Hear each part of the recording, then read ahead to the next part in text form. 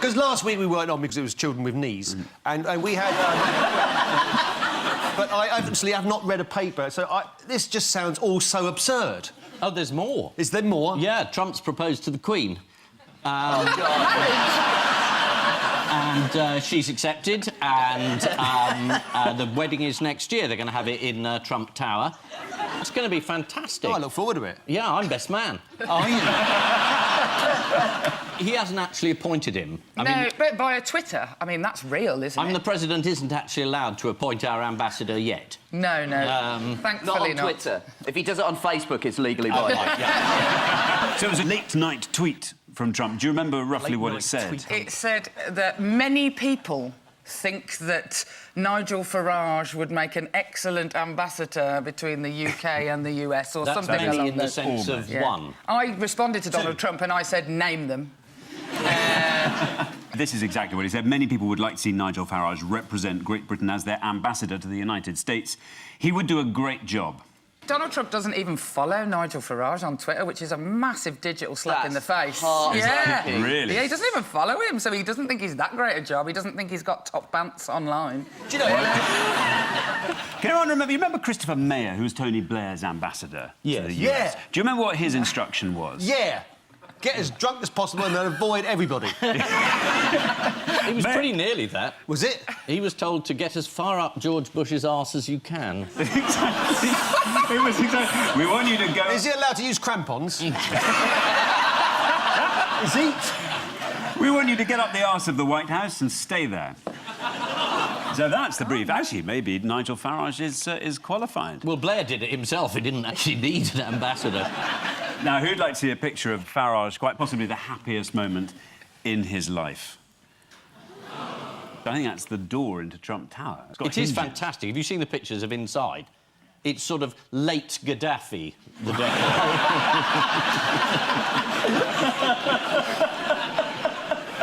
perhaps early Saddam, but it's a riot of vulgar dictator chic. It is. Meanwhile, how is Theresa May's special relationship with Trump coming along? Very good.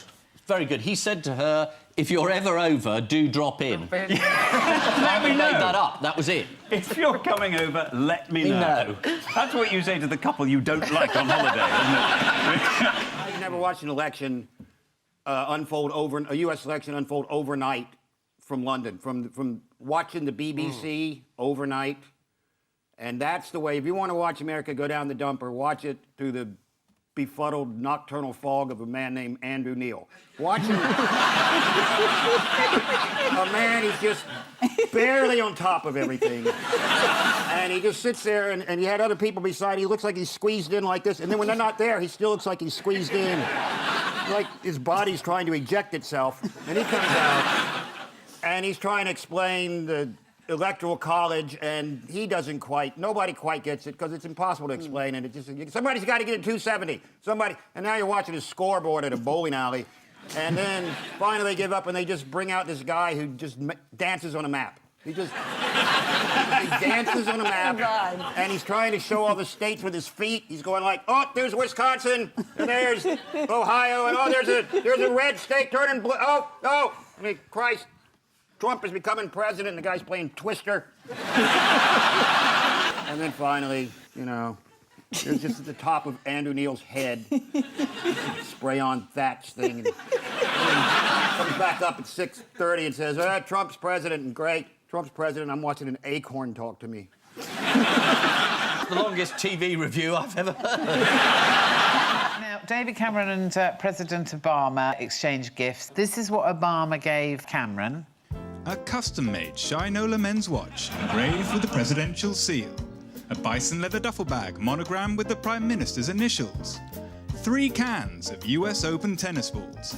And a pair of sports towels personalised with the UK-US friendship flags, whatever they are.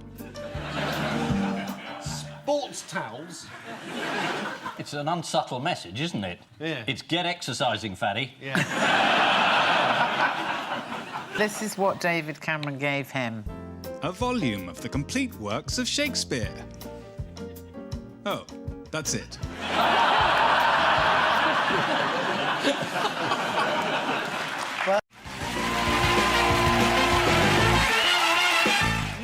that the news channels were upset that the storm was as bad as it was predicted? It's very odd listening to the news, because the news was, there's this terrific storm, whatever it is, about to hit America. What will it do to the election?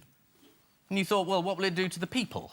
And then the first thing they kept saying was, oh, Obama's got to look presidential. He's got to appear presidential.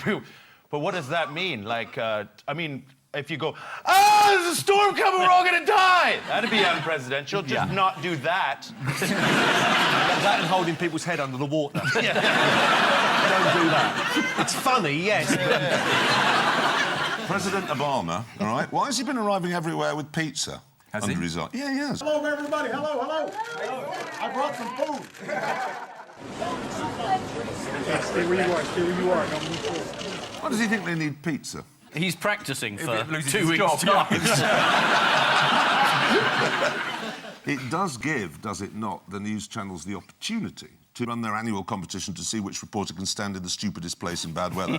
This is always my favourite thing in bad weather. I think in third place, up to his knees, in water. Second place, man, bit breezy there. Right? But for me, the winner is this chap. Look at the water actually just pouring over the seawall now as...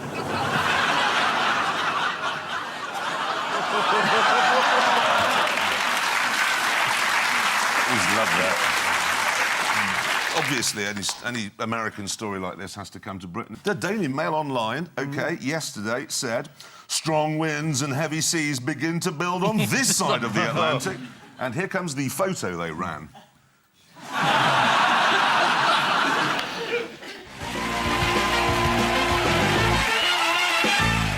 A guy that claims you're going to be taking people from London to New York in half an hour, something like up into space. Yeah, so he's a rocket man. So, yeah, it's essentially you're going to be able to get from New York to London and back in half an hour, although there's no reason why you wouldn't want to do it necessarily. But it's one of those stories, it's in 5 years' time it's going to happen, in 5 years' time. It's always in 5 years' time. Apart from this occasion, it's 7 years' time. Oh, 7 years' time? He says this is Elon Musk. He's the billionaire inventor. Elon Musk? Elon Musk. That's what I'm wearing at the moment.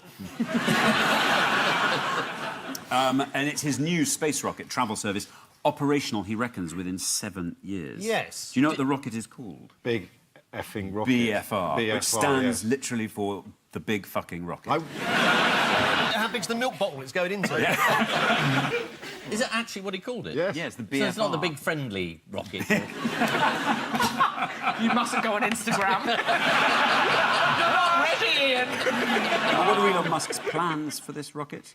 He said he wants humans, he wants us to be a multi-planet species. Yes. So he wants to set up sort of stuff in Mars. He basically knows how to get us there, but he doesn't know how to sort of keep us alive. How did he suggest Mars might be warmed up quickly? Pull it nearer to the sun?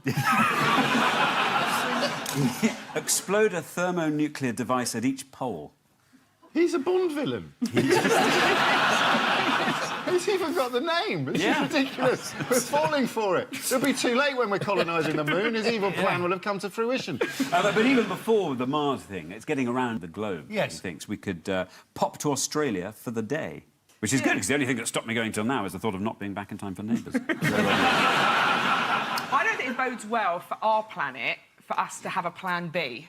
Do you know what I mean? Like, we're not going to save... I don't think we put enough effort into saving our planet if we know we've got a backup. A bit like trying to save a marriage whilst going on Tinder. I don't think we should have any sort of place else to go. Then. And how bad would Earth have to be for us to want to live on Mars? To go to Australia? But, I mean, the G-force alone would probably kill most people. Yes. That's interesting. That's because he's got other ideas. There's the Hyperloop. This is a network of tubes around the globe that can fire people from one place to another in seconds. I mean, I'm into this guy. Elon Musk, interesting man. He has a two-pizza rule. Do you know what the two-pizza rule of Elon Musk is? No, but I'm even liking him more. Yeah. He said if there's a meeting that can't be fed with 2 pizzas, there are too many people in it. Oh, nothing worse than a tight billionaire. Oh, America? Yes, of course. They've just had these midterm elections. There's Sarah Palin, Ian's favourite. And then there's Obama, the president, who is not doing very well at the moment. The American people, 1 in 4 think he's Muslim, 1 in 10 think he's a terrorist, 1 in 50 think he's a holiday they took in Mexico in 1968. In the last US election, it was hockey moms. Who are the rabid right-wing Republican banshees these days? What are they called now? Mama Grizzlies. Mama Grizzly and the Tea Party. Sarah Palin said Mama Grizzlies are ordinary people with common sense who just kind of know when something is wrong. That's good. When she was nominated for vice president, the head of the Republican Party in Alaska was asked what her qualifications for high office were. And he paused, and she said, she's the right age, and she's an American citizen. She gave a radio interview. The host said, how would you handle a situation like the one that just developed in North Korea? Palin, obviously we've got to stand with our North Korean allies. To which the host replied, South Korean. Yeah, said Palin. How's Bill Clinton been helping out? Oh, God, has he been campaigning for them? Is that what they've lost so badly? It's that awful moment when Neil Kinnock says, I support you as a candidate. I think he'd be good for them, wouldn't he, though? Do you? You liked him? You liked Bill Clinton? I thought he seemed like a very nice man. Did you meet him? I have met him once, actually, yes. Was he at one of your concerts? No, he wasn't. He made me feel very special. He came...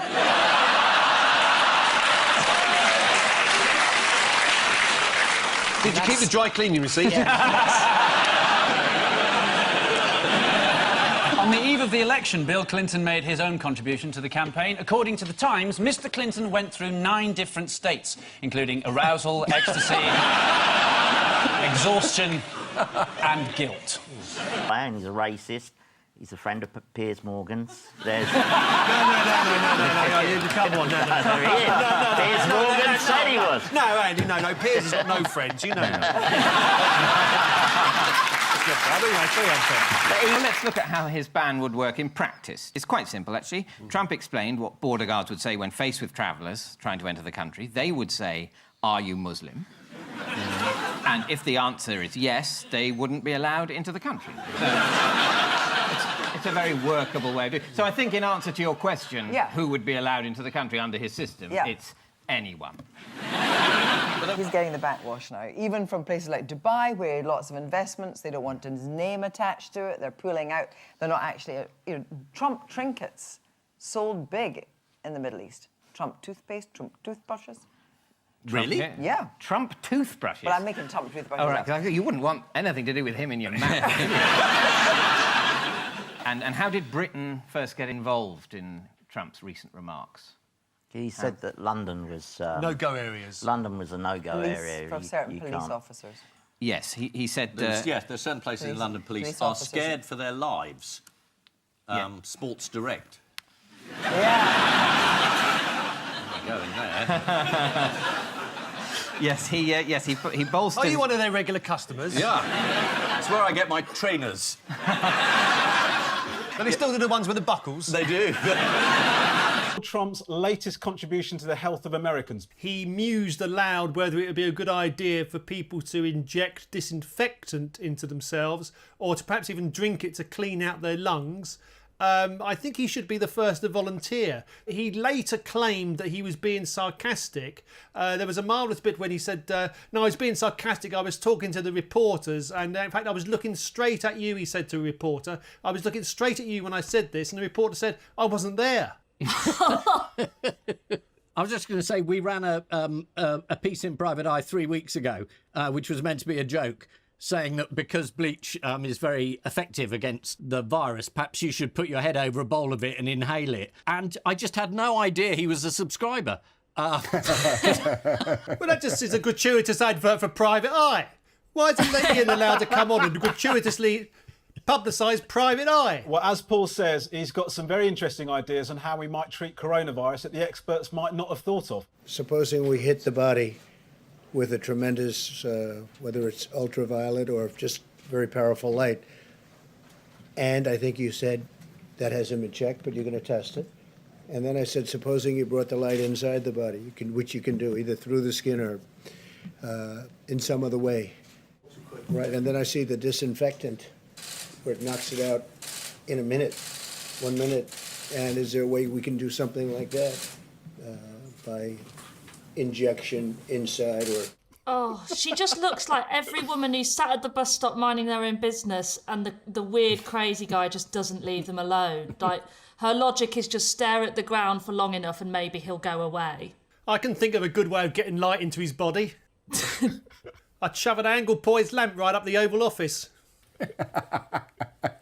She's not completely blameless either, because she's given interviews in which she said that Donald Trump's business past, which involves various bankrupt casinos, has given him skills and insights that really help him understand the science in this case. Here he is saying goodbye to the first person to try injecting themselves with disinfectant. We'll do it. If you can remember back that far, this is the return to work of Boris Johnson on Monday. There's speculation as to how Boris's new son might affect his thinking on government policy. Well, if my experience of dealing with new babies is anything to go by, he'll be wanting to reopen the pubs within about 2 days.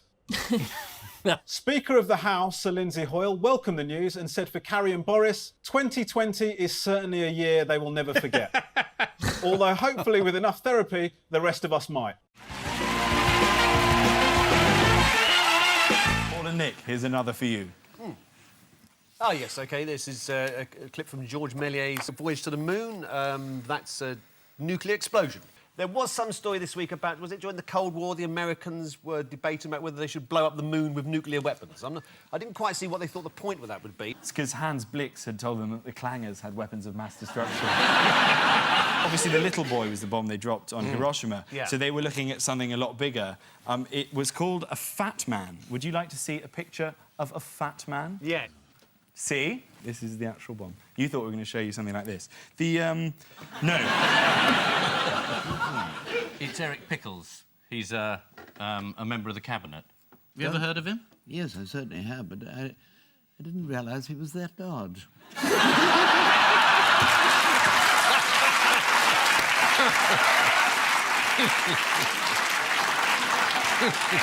What was the reason why they wanted to do this? It was like, I think it was sort of posturing, because the Russians had launched Sputnik, so they wanted to make a statement and surprise the Russians by blowing up the moon. Yeah, nothing happened. Sanity prevailed. Yeah, because there were doubts over what effect a moon blast could have on Earth, including tidal patterns. Talking of which, floods in this country have now got serious because a celebrity has been affected. Which celebrity? What's the initials? PD. Is it P. Diddy? Paul Daniels. Paul Daniels. Paul Daniels. He lives by the River Thames. Correct. He lives on a little island. Yeah. Yes. Paul Daniels said this week that he was furious with the council and that his house was currently under about 2 foot of flooding. He's been flooded every year for years and he keeps moaning about it. Get a sandbag, for God's sake. Weird, is it, if you live next to the Thames and then complain about flooding? In the Thames. It's like moving in next door to Ryan Giggs and then complaining when he bangs your wife. Like... You surely knew when you moved into the area. This is America's plan in the 1950s to blow up the moon. The plan to fire a nuclear missile at the moon was codenamed Project A119, although its purpose was later downgraded to finding a way of connecting Hartford and Stevenage. That is the actual road. Meanwhile, on Earth, the UK was again hit by widespread flooding. One of the people affected was magician Paul Daniels. He was stranded in his house. The emergency services said despite frantic efforts, they were running out of excuses not to rescue him.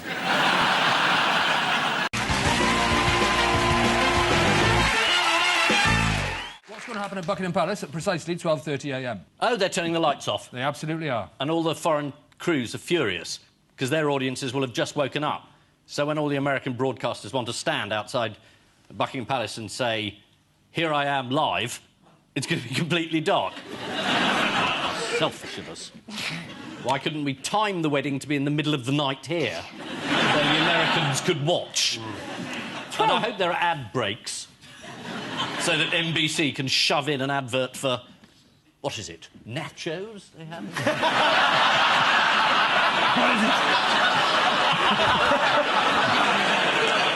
According to the Telegraph, Kate has invited her very first boyfriend, Willem Marks. I like Williams that are too posh to bother with the E bit. It's very posh. Willem. What's your name? Is it Bill, Will, William, Willem? There's even a video wedding book for the public to sign. So let's have a look at some of the messages of goodwill and affection that have been left so far. Royal wedding will cost in one day half what the UK spends yearly on help for the unemployed. Oh, lovely. May their long and happy marriage be the last one of the monarchy of the UK. Vast numbers of people couldn't give the tiniest shit. Do I need to do this number 6 once? Helen Mirren. Yes, sorry. Oh, that's right. nice. We'd all like to do Helen Mirren, but we're doing a bloody quiz show, mate. That's what we're doing here. Helen Mirren played the Queen, of course. Oh, right, yes, yeah. And here she is talking about John Gielgud on BBC Breakfast News. So that always inspired me. He always took kind of edgy choices. Yes, and he swore a lot, as I remember. And there was well, in that sort of wonderful voice you had. Exactly. that was you the little comedy. shit. Oh, no, you can't say it. Take that back. That never happened. It was in the original pre-recording this time. If you heard that, we're very sorry.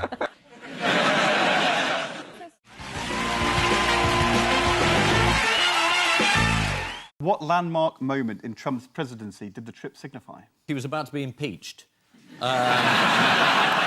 So he thought if he went abroad, he could make more of a fool of himself than at home. I mean, it is extraordinary. He said about the Saudis that they threw people off buildings and had an appalling attitude to women during the campaign. Then he got there and said, this is a magnificent kingdom. I mean, he contradicts himself almost mid-sentence nowadays. He can't keep it up. Yeah. And he criticised Obama for bowing to the Saudis. Yeah, and then he himself curtsied. He does this sort of weird thing and then puts on the award of the great flogger of the Temple of Doom or whatever it is. That was an ITV quiz show that never got past the pilot.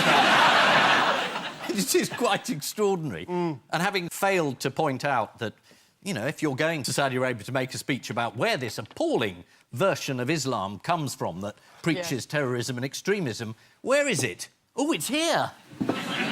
Not a mention of it. They were told at the official dinner he needed to have ketchup on standby. Do you want to know a fascinating fact about tomato ketchup? Yes. Yes. I'm going to say that one again. Yeah. Do you want to know a fascinating fact about tomato ketchup? Oh, yes. Henning's auditioning for the Churchill dog ad. Oh, yes. Well, as soon as Brexit looming, I'm a lot more amenable to advertising. For round 2, fingers on buzzers, teams. As for the first time tonight, we go over to Peter Snow and the swingometer of news. David, thank you. What I can definitely say is that it's turning into a very bad night for Ian. Even at this early stage, you can see this dramatic swing to this rather fascinating curio. So, yeah, there's a new book come out which indicates that Donald Trump cheats at golf like he does at everything else. He's got caddies that he's specifically trained to sort of lie for him. He's got balls hidden all around. He once claimed to win a golf tournament while he was playing at another golf tournament 87 miles away. He has no shame gene, so it doesn't matter to him. He doesn't think, oh, you know, how pathetic that I should be cheating at golf. He thinks that as long as he's won, that's all that matters. If that's his only flaw, you know.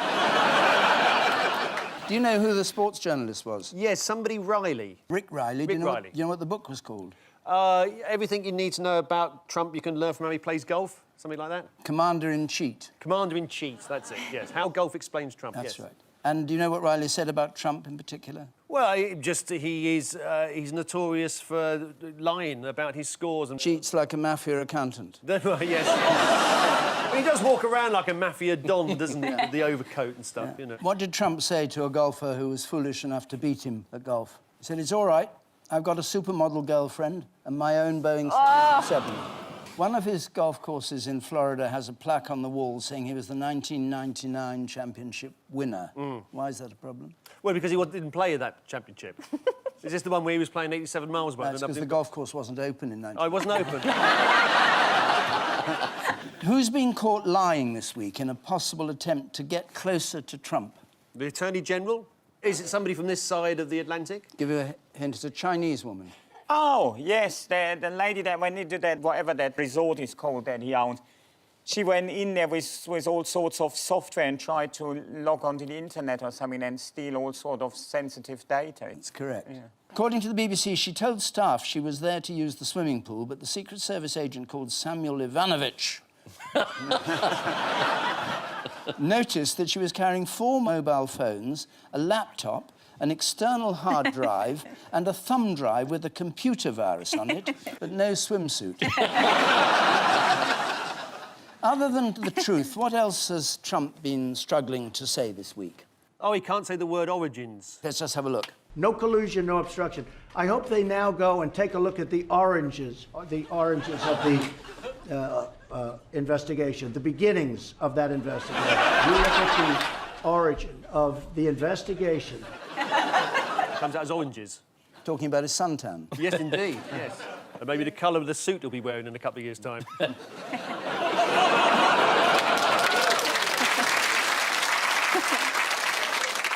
A new book has confirmed that Donald Trump cheats at golf and doesn't like losing. According to the author of the new book about Donald Trump's golfing habits, the president doesn't just cheat, he fudges and foozles and fluffs, and once he's sorted his hair out, he plays golf. Following the completion of the Mueller report, the Kremlin spokesman Dmitry Peskov mocked suggestions that Russia had colluded in the US elections. It's hard to find a black cat in a dark room, especially if it's not there. Although, as Donald Trump himself boasted, if anyone in a dark room can grab pussy, it's him.